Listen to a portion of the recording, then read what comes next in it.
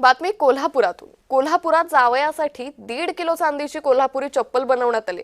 हौसेला काही मोल नाही या उक्तीप्रमाणे सोनं चांदीच्या दरवाढ होत असली तरीही सासरच्यांनी जावयाची ही आगळी भेट देण्याचं ठरवलं।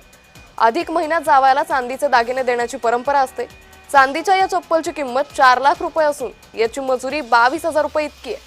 कोल्हापूरचे कारागीर विक्रांत माळी यांनी 8 दिवसात ही चांदीची कोल्हापुरी चप्पल तयार केली आहे आणि ही जावयाला भेट देण्यात आली आहे।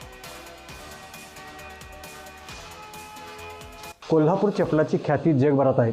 त्याबरोबर कोल्हापूर चप्पल आता ही चमड्यामध्ये नाही तर चांदीमध्ये मिळालं। कोल्हापुरातील एका कारागिराने हे चांदीचे चप्पल बनवले। ते कारागीर आपल्यावर बोलतात। काय सांगाल की आपण हे चप्पल कुणासाठी बनवलं, कधी बनवलं? हे एका सांगलीच्या व्यापाऱ्याने आपल्याला ऑर्डर दिली होती, त्यानुसार हे चप्पल बनवण्यात आलेलं आहे। साधारण 1.5 किलो याचं वजन आहे। किती रुपये खर्च आला त्याला? साधारण 4 ते 4.25 लाख रुपये याची आजच्या भावाप्रमाणे किंमत होती। हे बनवण्यासाठी साधारण 8 ते 10 दिवस आम्हाला लागले। त्या सुरुवातीला कधीच बनवलं नव्हतं असं चप्पल, हे पहिल्यांदाच बनवलं।